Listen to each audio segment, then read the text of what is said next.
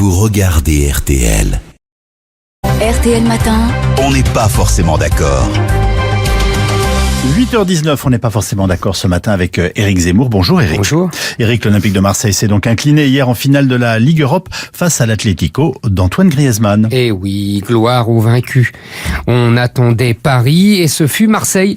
Toute l'année, on a attendu le Paris Saint-Germain, ses vedettes au Prix d'Or, son budget pharaonique, sa tribune d'honneur du Parc des Princes, son prince qatari, son idole brésilienne et toute l'année, on a eu Marseille. Son OM de bric et de broc, son budget de deuxième catégorie, ses victoires à l'arraché, son président américain, son public incontrôlable, bref. Paris et Marseille, on sait bien ce que l'opposition a de factice. Une invention de Bernard Tapie il y a 20 ans pour imiter, aux limites de la parodie, le fameux classico entre le Real Madrid et Barcelone, mais tant pis. On fait semblant de marcher dans la combine. On est content quand l'OM gagne et on n'est pas mécontent quand le PSG perd. Ce n'est pas rationnel, ce n'est pas juste non plus. Mais enfin, si le football était rationnel, cela se saurait, et si l'âme des amateurs de football était morale, cela se saurait aussi. Il y a des choses qui ne s'expliquent pas, qui sont de l'ordre de l'affect, du sentiment, un je ne sais quoi. On a tous quelque chose en nous de l'OM. On n'a rien du PSG en nous. L'OM, c'est toute une histoire, les buts de Skoblar, les dribbles de Magnusson, la tête de Boli, des décennies de victoires et de défaites, des victoires inouïes et des désastres achevés.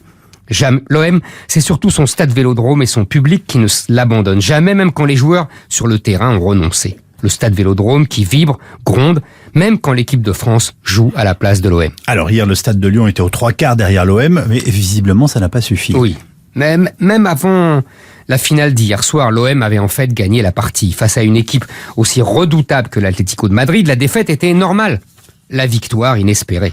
Pour une fois, l'essentiel était vraiment de participer. On se souvient que Saint-Étienne, la fameuse équipe des Verts, descendit les Champs-Élysées en mai 76 comme un triomphateur romain, alors même qu'elle avait échoué en finale de Coupe d'Europe contre le prestigieux Bayern de Munich.